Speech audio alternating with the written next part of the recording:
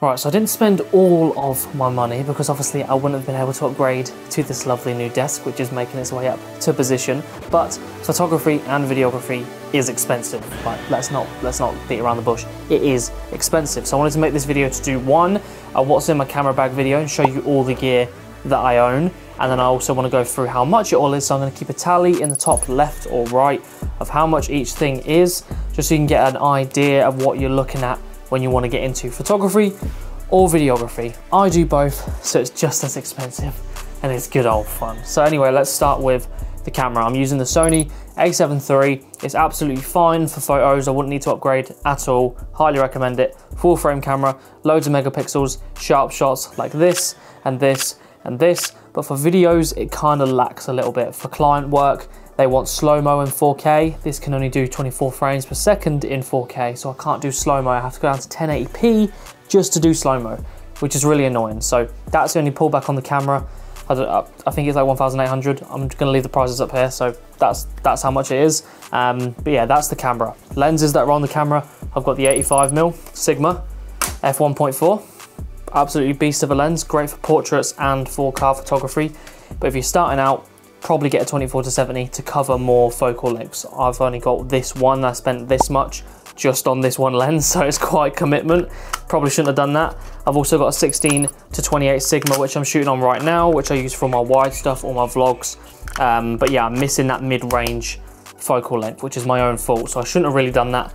But it is what it is. I don't care. I'm going to try and guess as well what total we're at as we go through this video. So let's say, I say we're at 3 grand already, to be honest. I reckon we're already at 3 grand, which is sad to say. But videographers, we move on to my gimbal.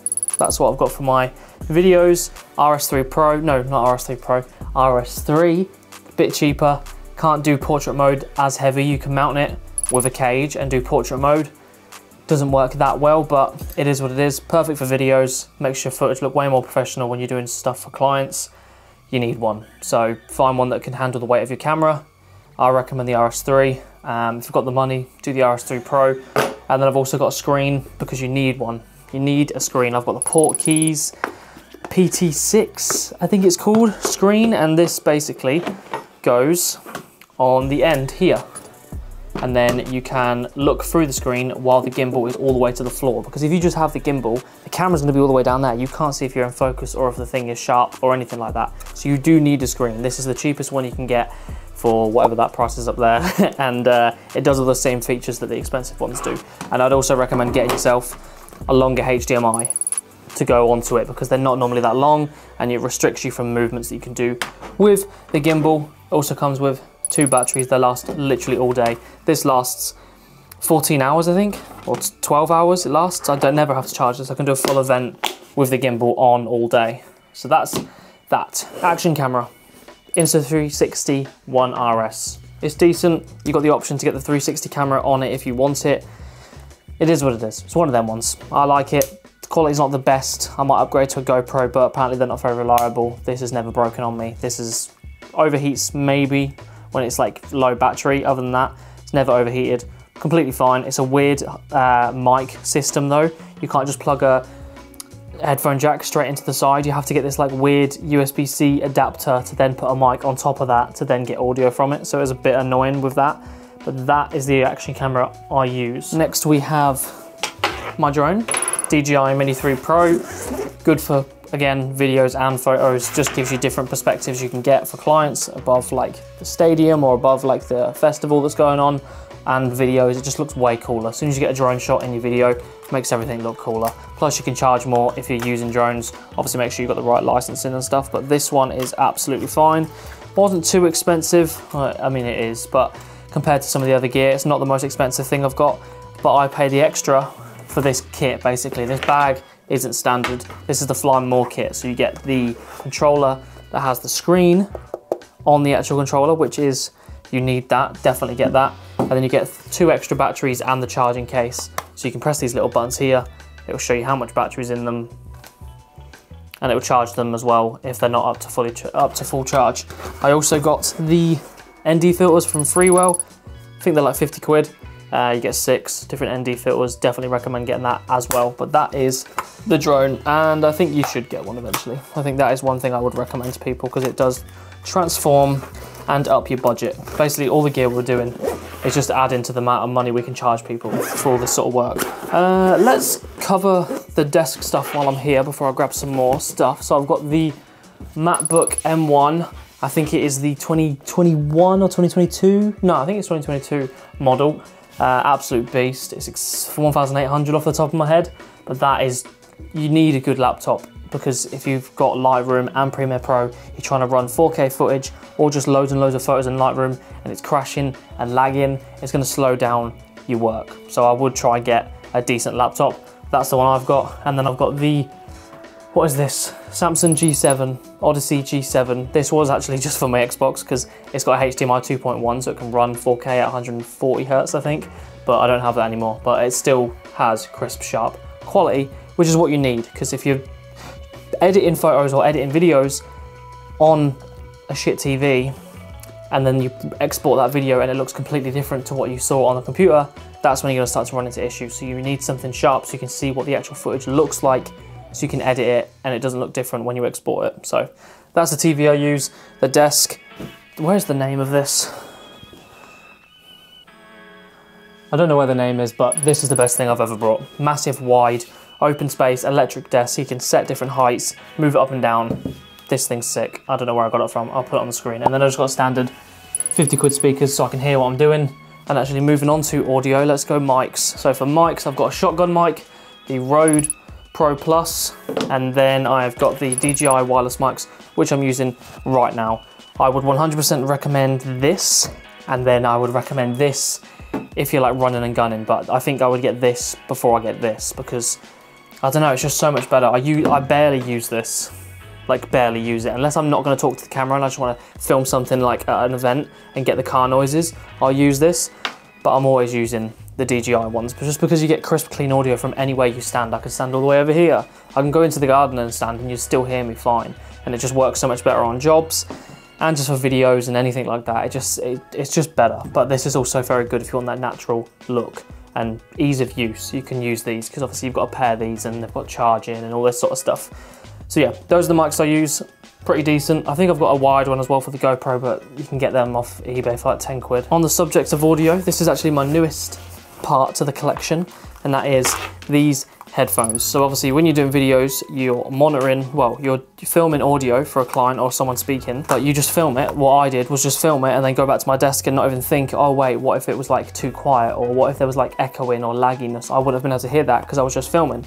Whereas these, you plug this into your camera, bosh, and then you can hear all the audio that comes out of these mics right here, and it just lets you know the exact live feedback you're getting from the audio to make sure you don't run into any problems when you go back to the desk, and then you don't have to refilm anything because you can actually hear it. So a GK Videography on Instagram, go follow him. He's the one that recommended me to get these. He was like, why are you not monitoring audio? And I was like, I don't know. I don't know. That's like all the main gear I have. Let's go camera bag. I use the PYG TECH bag. This thing is perfect. I don't need to change my bag right now. It's waterproof. It's resistant, it's got loads of padding, and inside it's got some nice pads as well, and loads of little handy straps that you can just pull it up from. But inside is the best bit because it's actually quite big for the size of the bag. You can fit a lot of stuff in. I can put basically my whole gear setup in here. I just have to decide whether I want the drone in this section or the gimbal. Normally I put the gimbal in there because the drone obviously has its own bag. So I can put the gimbal in here and then carry the drone on my shoulder and have my camera, my 2 lenses, my mics and GoPro and anything else in this bottom section, and I can put some slots down the side for some extra little bits which we'll get to in a second. And yeah, and it's got a laptop slot as well. It's perfect. I don't need any more until I get more gear and the projects start getting bigger. Then I might get a bag that's a bit bigger. But I think this was only like £169, I think, so it wasn't too expensive compared to like the Peter McKinnon bag everyone buys, which is like nearly 500 quid, and it's just a bit too expensive. So now we start to get into all the fiddly bits that I own. So we've got filters. Obviously we need filters like ND filters and circular polarizers. I've got all the K&F ones. That's the ones that I go for because they are cheaper. They are just better. Well, they're not better, but you know what I mean? They're just good value for money, ND filters. But what I did wrong was I brought an ND filter for my 85mm, and then I brought an ND filter for my 16-28 that I'm filming on right now. Which I should have just done is get the big one, get the biggest one, and then buy these little things called step-up rings, where you then can put the big one onto the step-up ring, and then find the size that matches the smaller lens, and then put it on there, and you can adapt that to any lens that you own. Saves you a lot of money, 100% do that. These are cheap. These are like, the filters, I think they're like 50 quid each. K&F have got really good prices and they don't move them around too much. And I also forgot to mention my tripod that I'm using. Oh no, I haven't done tripod yet. Sorry, I'm skipping ahead. Let's do that now. Tripods. I've got the GorillaPod, which I'm pretty sure is way more expensive than it needs to be for literally this tiny thing. I think it's close to £100 for this little thing, but it is convenient because I can put it on my desk, I can film here, or if I'm out vlogging, I can hold it a bit further away from me and then quickly attach it to a wall and bend it all around. It is handy, but it's just a bit overpriced. You're paying for the name, really. And then I've got the K&F tripod that I'm shooting on right now, the concept one. Completely fine. It's like 78 quid, cheapest but good quality tripod I could find. Solid metal, stable, it's higher. Don't buy the Amazon cheap basics one like I did. Just get this one.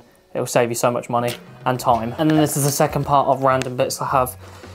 It's just good to have a lot of mounts. So I've got an iPhone mount because the 14 Pro does some good footage. I've got a chest mount for the action camera, you never know.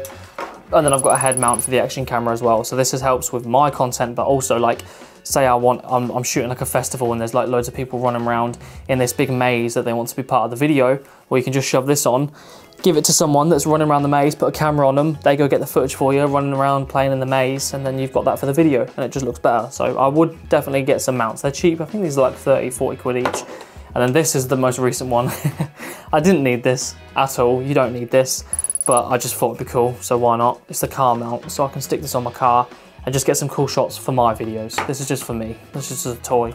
But I guess I could use it on client work, but to be honest, I don't really. I don't really see myself using this, but you never know. Storage, that's next, storage. You obviously need to put your photos and videos somewhere. You shouldn't be deleting your footage, and if you are, stop. You need to just put them on these big bulky hard drives. I use the Lacy 5TB hard drive, and then the Seagate 5TB hard drive. Then I use the, oh, it wasn't ejected properly, sorry. I use the SanDisk SSD, and this is a 1TB. So this is obviously faster than these. If you don't know anything about hard drives, this has moving components and is a lot bulkier and actually more risky to break. Whereas this is no moving components, way faster, but more expensive because obviously it's got no moving parts. So if you just need storage, go for the cheaper bulky hard drives and just throw all your footage on there, leave it under your desk. But then I edit off of this one here. So I put the most recent stuff on here, edit off of here. I don't have any storage or anything sitting on my laptop, so that can run at peak performance.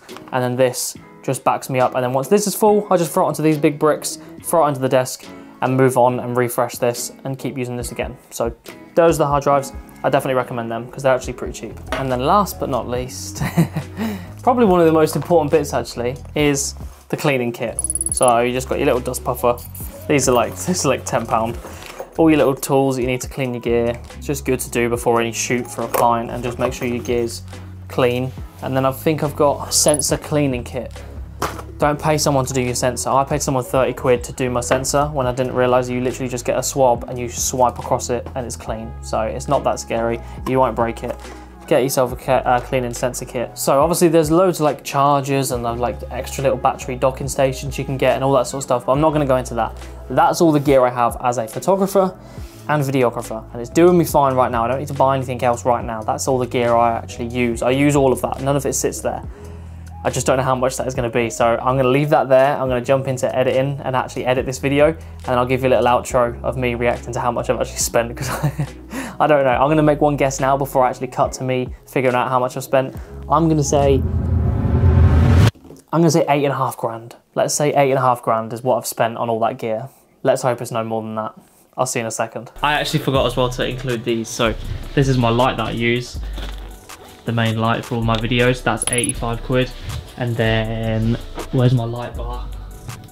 Where's my, oh, it's here.